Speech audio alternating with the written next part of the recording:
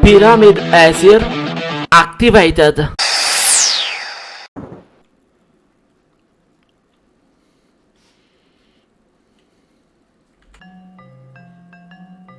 Ciao Warriors, un buon pomeriggio da parte di Angel e bentornati nella piramide. Siamo tornati con Alone in the Dark. Ok, in definitiva adesso dovremmo andare da questa parte, però prima di andare avanti vorrei tornare un attimo in soffitta per dare un'ultima occhiata, perché forse con ogni probabilità avrò dimenticato qualcosa. Torniamo in soffitta.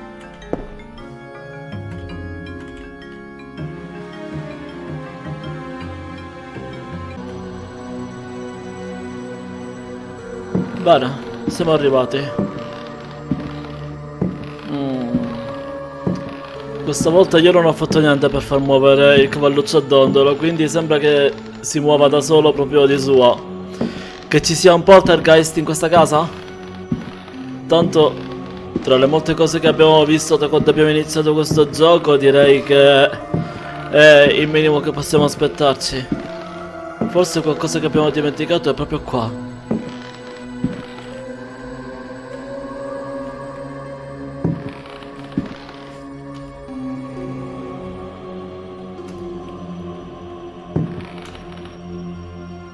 Eccoti qua, lo sapevo.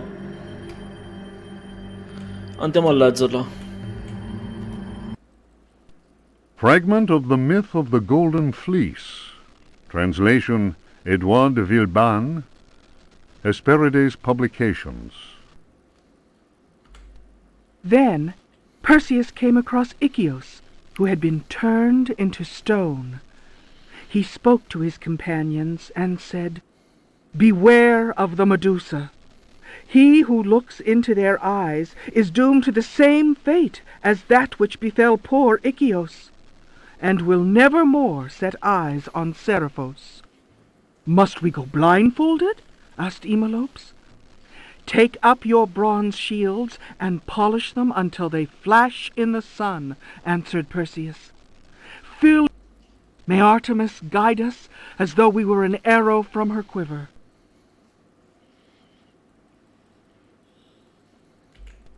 But Emelopes was not satisfied. "Why do that, Perseus? Is 3 inches of sharpened metal not enough to destroy these accursed creatures?"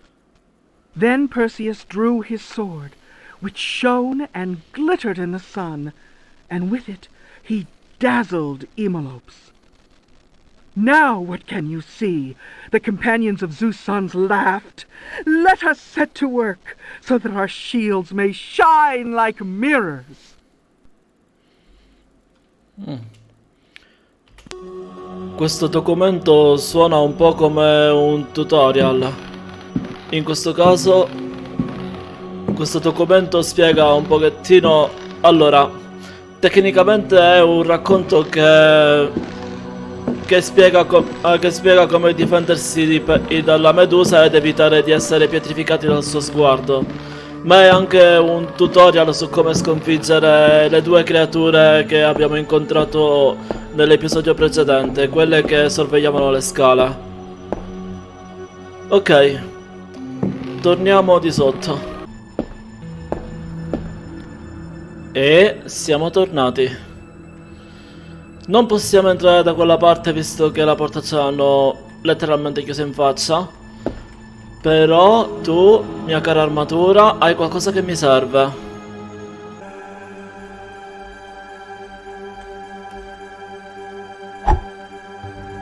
No, non è servito. Serve qualcosa di più pesante.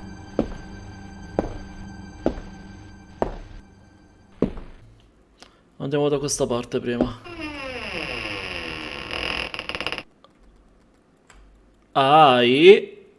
E qua sì che dobbiamo stare attenti, perché se solo ci facciamo vedere è game over immediato.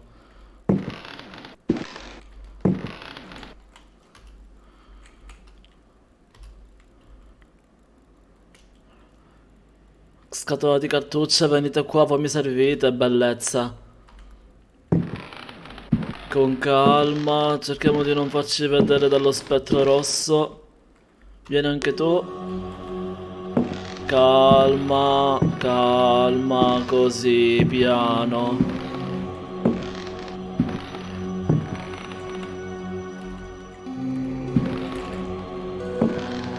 Così, piano. Cerchiamo di non fare... che è successo? La vedo critica. La vedo molto critica.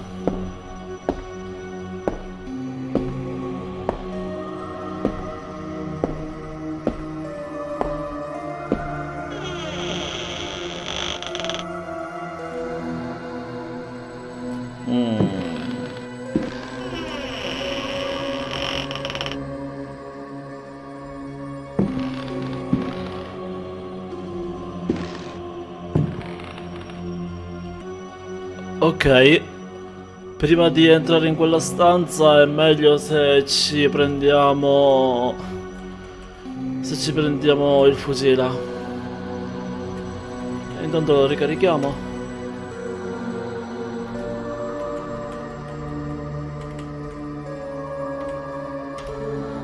Perfetto.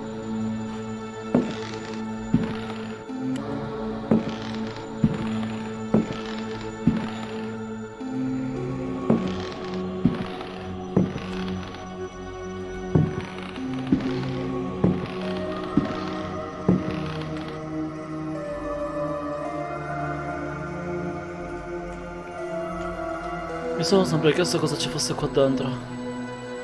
Niente di importante. Va bene.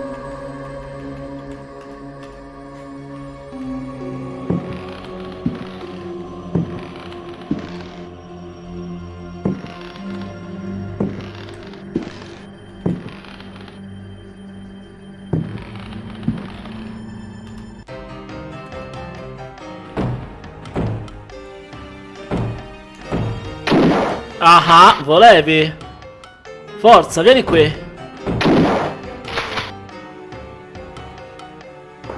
A me la volevi fare?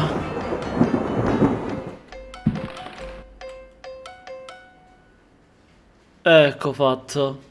Sistemato, ora non ci può più dare fastidio. Vediamo un po' cosa dice il taccuino.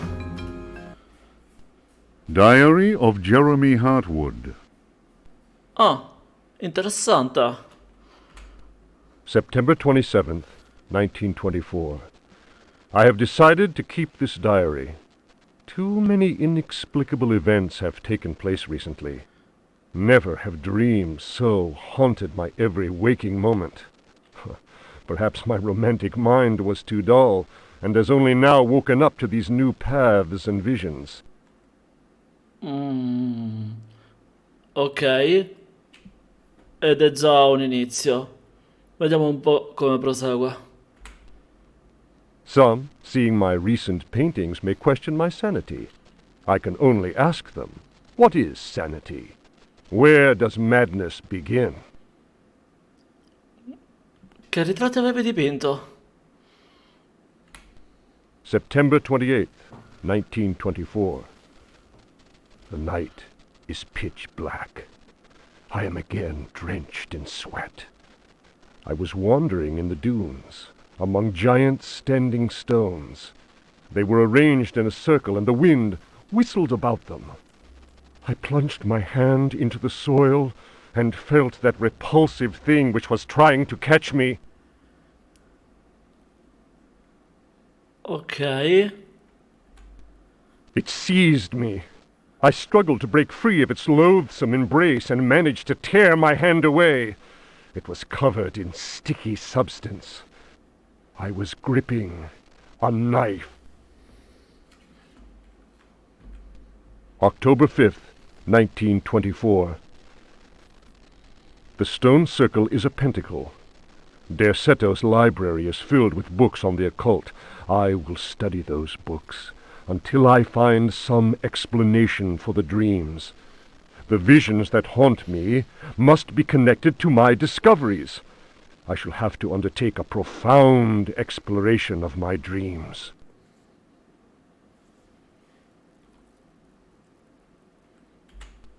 December 16th. Dear God, I have found the knife. It was hidden here, and what I have learned fills me with apprehension. It is a sacrificial dagger belonging to some unholy cult. The thought of that blade tearing through human flesh horrifies me, yet I must continue my research. Derceto is a storehouse of treasures.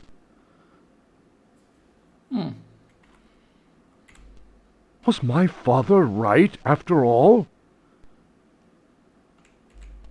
January 23rd. I spend all my days plunged in dusty books. The servants are convinced I am mad. At night, I awaken them with my screams. The dreams are draining what sanity I still have. I have tried staying awake, but in vain. My visions have changed. No doubt the influence of my father's research. February 7th, 1925. The Dark Man, that is what I call him, has revealed his true face to me. He appeared, as usual, near the fireplace, but this time he approached me.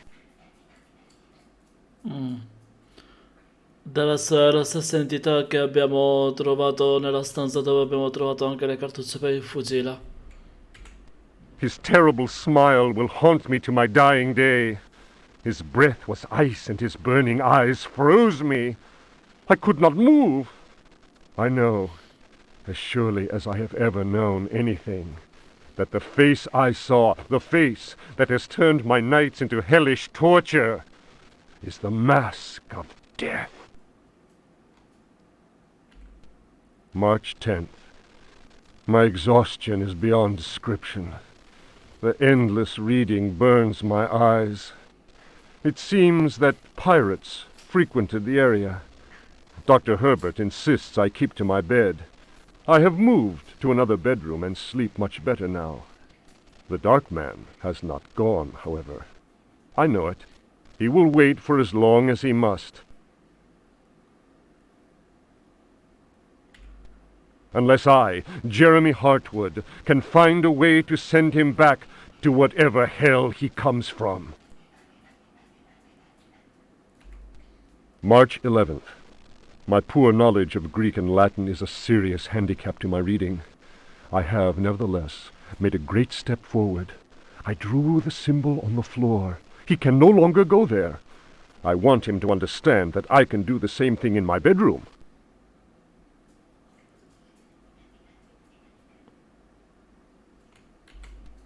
I can imagine his rage and frustration. Only last night he found his way back into my dreams. March 13th. The translation will seriously dent what money I have left. I cannot paint. My pictures are clearly the work of a lunatic. The collector Thornhill's embarrassed smile was proof of that.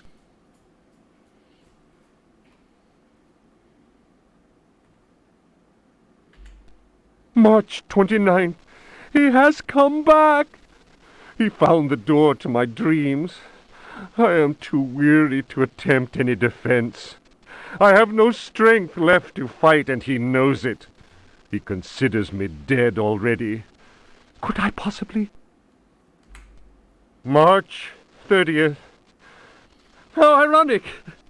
The cave my father sought for so many years is here, beneath the house. Waits. The butler discovered a crack in the cellar wall. A breeze blows in through it, icy and repugnant. I am filled with horror at the thought of my father dying in this place. I will carry to my grave the vision of his face contorted in the agony of that fatal heart attack. His body was twisted. He had wept. His fingernails were torn and bloody from scrabbling at the floor. Dr. Gray concluded that death had been due to a heart attack. It was Waits, who some time later was informed that my poor father had in fact bitten off his tongue and choked on his own blood. March 31st. I explored the caverns in a dream. The dark man came with me. Strangely, I felt almost well. How can I describe what I saw? No. What words are capable of explaining such evil? I realized that my death was of no interest to him. The dark man wants something else. He seeks a body. His avid servants are now free. I am the cause. It is almost funny. A curse is on Derceto. From the foundations to the very rooftop. I can no longer struggle, let alone eradicate the evil that grips the house. The end is very near. I can feel it. I have taken the decision to... May he who finds this diary pray for my soul.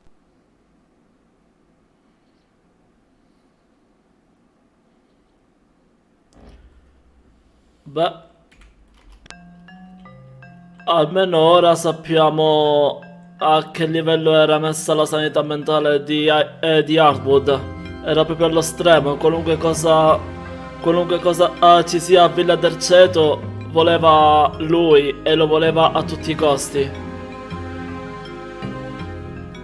Ma raga, ci arriveremo. Ok, il taccuino direi che lo possiamo anche posare e andare avanti.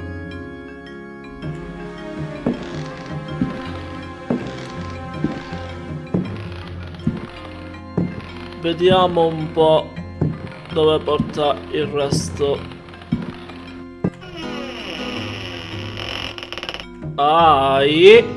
Qua dobbiamo stare attenti. Perché se ci facciamo beccare dalla creatura che è là dentro, un altro game over immediato. E considerando il nostro stato di salute direi che non manca molto. Senza contare che c'è una cosa che ci serve là dentro, quindi dobbiamo essere veloci, molto veloci.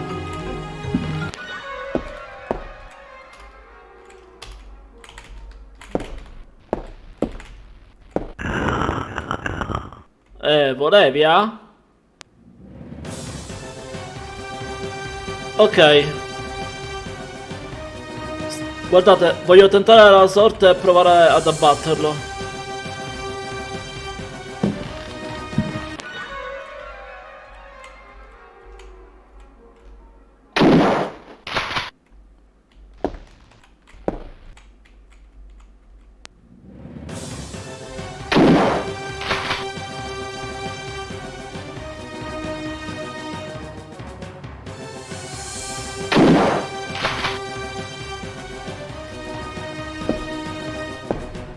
Questo qua non ne vuole proprio sapere di morire. Sicuramente proviene dalle profondità più assoluta. Meglio evitare di sprecare proiettili con lui. Comunque, abbiamo quello che ci serviva, andiamo avanti.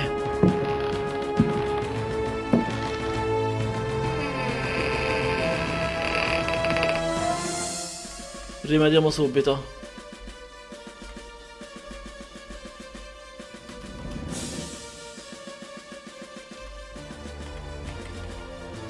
Oh, i fiammiferi.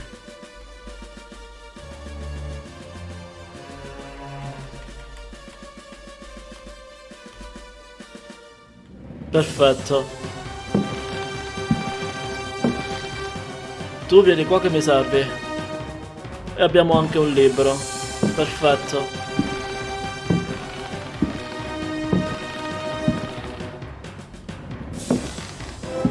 La lampada la posiamo da qualche parte, così almeno possiamo aprire i mobili in tutta tranquillità.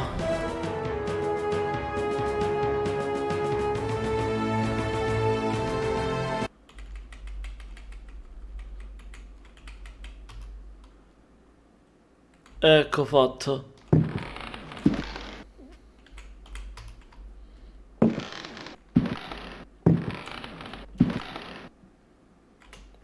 Niente di importante, ti pareva? Leggiamo il libro che abbiamo trovato. A Brightness from Afar by Lord Boleskine, an account of his celebrated voyage to New England, 1824, Alistair Publications, Cambridge.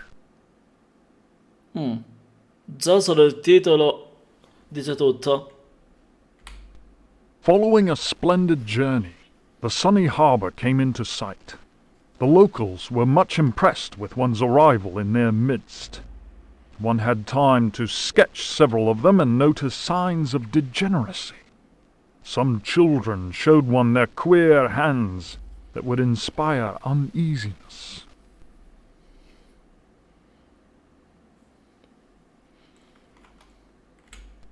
Upon the promise of a few coins, a child is undertaken to reveal to one a most prodigious phenomenon of a natural order. One admits to being skeptical as to the prodigiousness of the marvel, whatever it may be. Indeed, one suspects it to be little more than an evening stroll to some charming wooden hut situated in the forest hereabouts. One will nonetheless go, for it is always well to submit to such local enthusiasms. One admits to being somewhat flabbergasted. The Milky Way shone like the fires of the apocalypse from the inky celestial vault.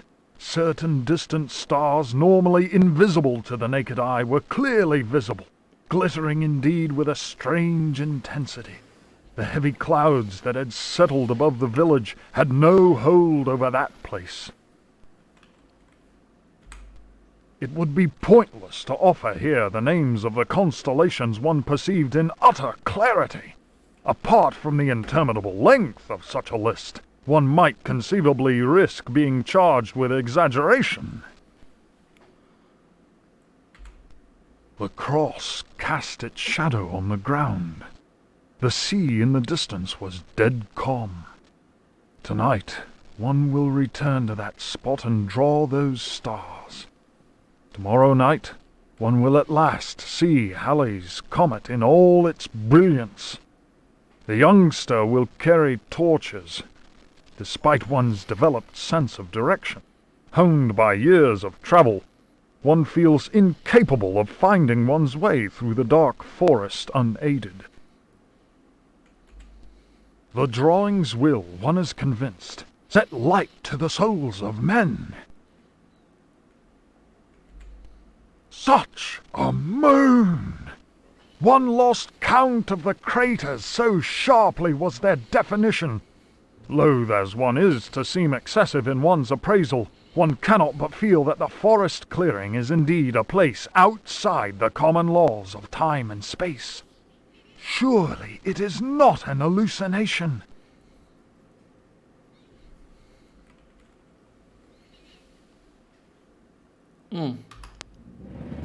Storia interessante.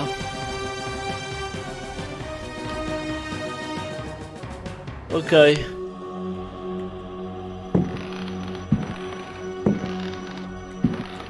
Andiamocene da qui, non abbiamo più niente da osservare.